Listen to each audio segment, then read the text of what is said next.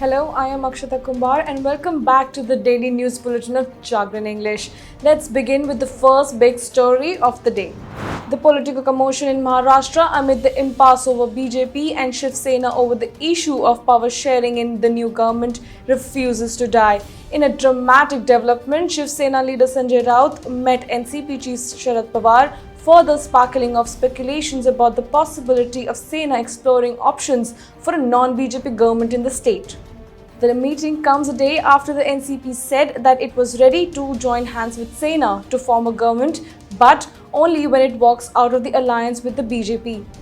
According to reports, Pawar had also offered the chief minister's post to Sena, a demand which has been the bone of contention between the ruling alliance partners. Sources in the NCP said their party wants Arvind Sawant, the lone Shiv Sena minister in the union government, to resign before going ahead further with the Sena. The two leaders had met last week too, after Raut had claimed that Sena had support of 170 MLAs and the next chief minister will be from his party. Meanwhile, senior Congress leader met Union Minister Nitin Gadkari, who was backed by BJP's ideological mentor RSS, to play as peacemaker between the two bickering allies. There has been no headway in government formation after the result of the state polls were declared on October 24.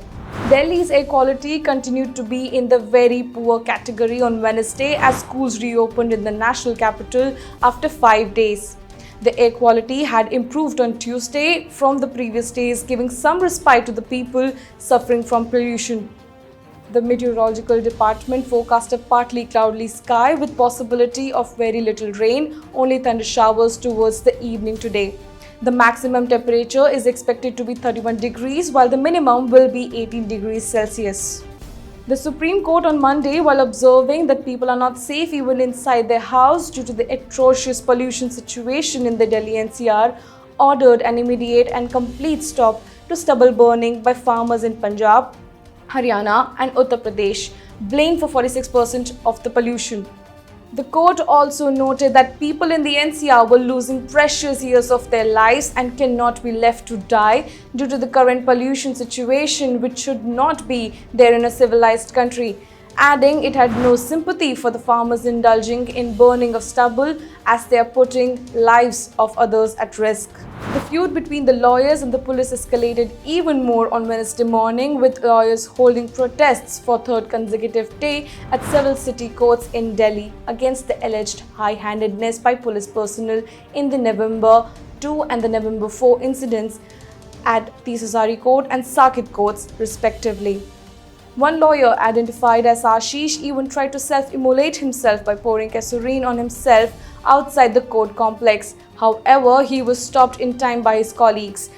The lawyers protesting outside the Rohini court demand the arrest of policemen who fired at them and started lathi charge on November 2.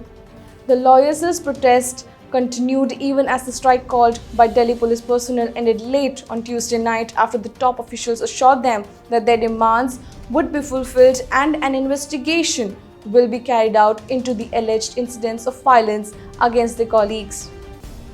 Thousands of police personnel protested outside the police headquarters on Tuesday, demanding action against those involved in an attack on their colleague outside the Saket court. Meanwhile, the family members of the police personnel approached the India Gate holding candles in solidarity. With this, I conclude the daily news bulletin for today. We will be back tomorrow with more big stories of the day. You can log on to jagranenglish.com to catch all developments of the day.